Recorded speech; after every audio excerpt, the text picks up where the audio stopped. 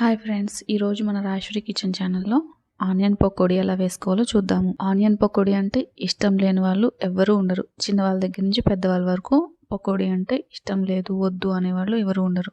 కానీ అన్నీ కావాలి తెచ్చుకోవాలనే ప్రాబ్లం లేకుండా ఇంట్లో ఉన్నట్లతో చాలా ఈజీగా టేస్టీగా చేసుకునే విధంగా మనం ఇప్పుడు ఆనియన్ పకోడీని రెడీ చేసుకుందాము. అది ఎలానో ఇప్పుడు చూసేద్దాము.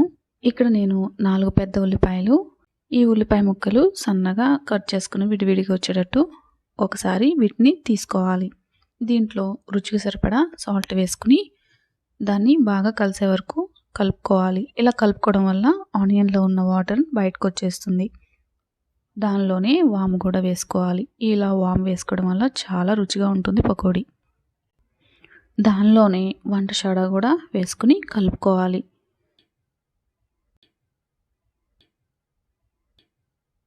అందులోనే సన్నగా కట్ చేసుకున్న పచ్చిమిరపకాయలు కూడా వేసుకుని బాగా కారం ఉల్లిపాయ ముక్కలకు పట్టేటట్టు కలుపుకోవాలి. ఇందులో నేను 250 గ్రామ్స్ శనగపిండి తీసుకున్నాను.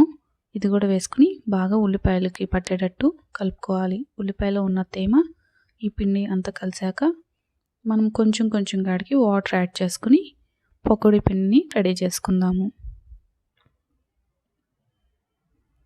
ఇది మనకి రెడీ అయింది కదా, ఇది పక్కన పెట్టేసుకుని ఒక ప్యాన్ తీసుకోవాలి. దానిలో డీప్ ఫ్రైకి సరిపడా ఆయిల్ వేసుకోవాలి. ఇది మనకి బాగా వేడెక్కాలి. హైలో పెట్టుకుని బాగా వేడవనివ్వాలి ఆయిల్ని.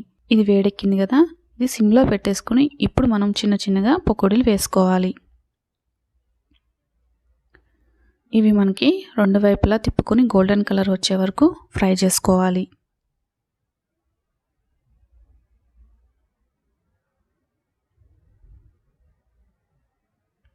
ఇవి మనకి ఫ్రై అయిపోయినాయి కదా, రెండు పక్కల గోల్డెన్ కలర్ వచ్చి ఇవి మనం ఒక బౌల్లోకి తీసేసుకుందాము.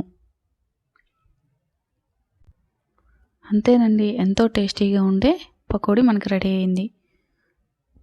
ఈ పకోడీని టీ టైంలో, ఈవినింగ్ స్నాక్ టైంలో, అలాగే పప్పు వండుకున్నప్పుడు పప్పులోకి నంచుకోవడానికి బాగుంటుంది.